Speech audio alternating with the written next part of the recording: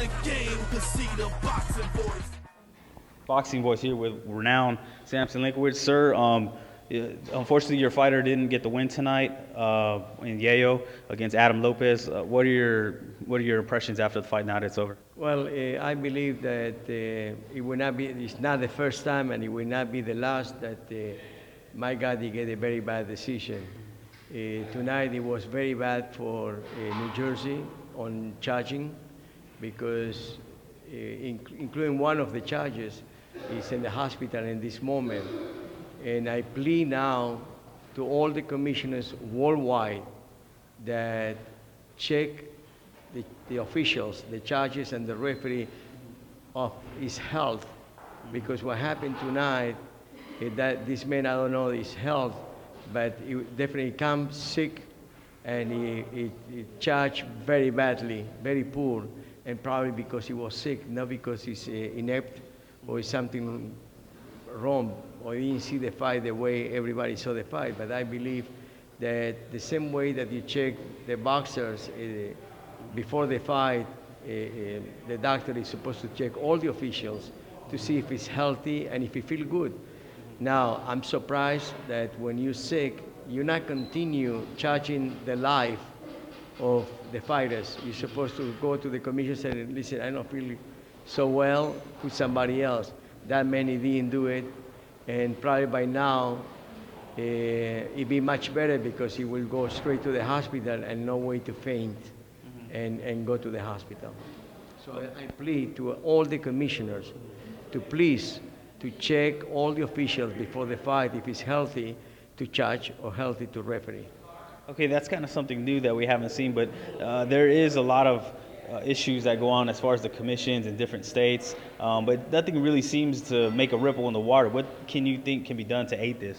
Well, knowing Larry Hassel, I promise to you that he will change something.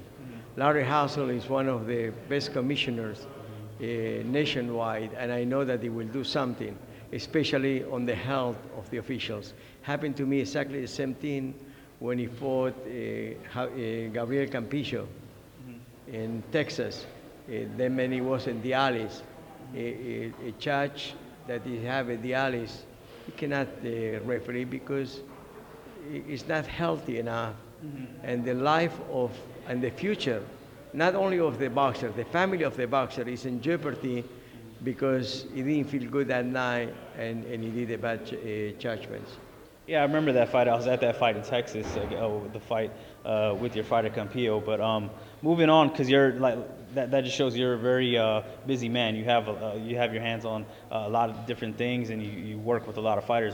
What can you tell us that's the next big thing as far as what you're working with for 2016 that we should look out for? Well, like everybody knows, I discovered Manny Pacquiao and Sergio Maravilla Martinez.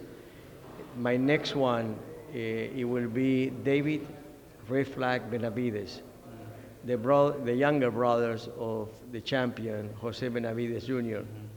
He's 168 pounds, Mexican, bi-language, and he can punch. He's now 13-0 with 12 KO.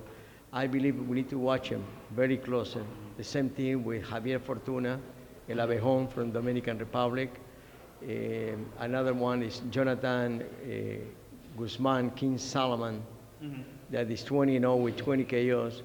And most of these kids, like Fortuna and Jonathan and several others, I work with these kids from Pro Debut.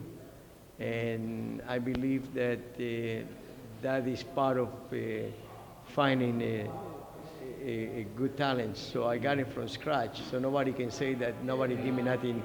It's a gift. I work for that very hard. Sometimes I got guys like Sergio Martinez that his last fight he make 1,000 euros, and with me come to be a millionaire.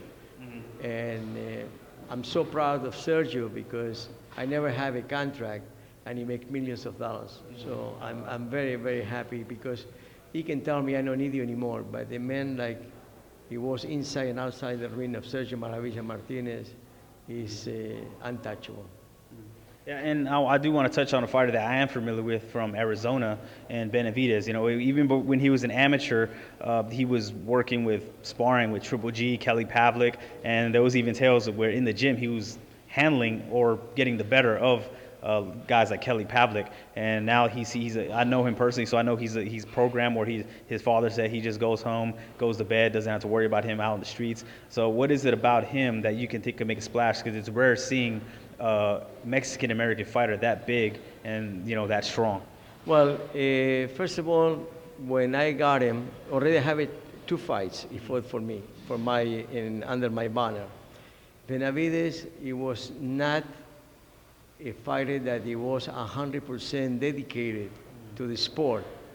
And I told him that I will not work with him if he's not dedicated and he give 100%. I'm not working with 90% fighters. I'm working with 100% fighters that is willing and ready to give up 100%. And I believe that I got to his heart. And today, David Red Flag Benavidez is working very hard and he's fighting very often. And every time that he fights, you can see the competition is start to going up and up. And he will fight most likely on March 12th. So you're invited to come to Connecticut. Okay. That he will fight over there. And then again, he'll be with a better fighter because he's going to scale. He go to the scale to the heavy, every time more heavy and heavy, but not in weight. In fighters and quality and qualifications to be on national TV. That definitely I believe that he will finish to be another pay-per-view fighter. Okay, now that he has your backing and you're well respected in the boxing world, and with him I noticed early in his career he had fights where the opponent just wouldn't show up and they had trouble with opponents just backing out and just changing their mind, not fighting. So with that said, you're saying you do want to bring him up in class but smartly. When do you think will be his breakout year, seeing that a lot of people saying that he does have next level talent? Well, I believe very strongly that before he come to be 20 years old, he will fight for a world title. And I have 11 months to make that happen. So in 11 months, you will see the youngest super middleweight champion of the world on David Red Flag Benavidez, or Bandera Roja in Spanish.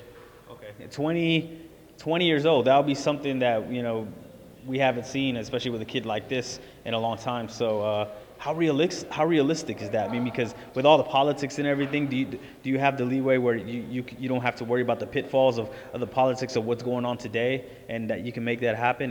How realistic is that? I mean, I know that's what you're saying, that's what you want to do, that's what you hope for. Percentage-wise, how sure of a thing would that be to make that happen? I can tell you 100% because the time changed in boxing, politically too.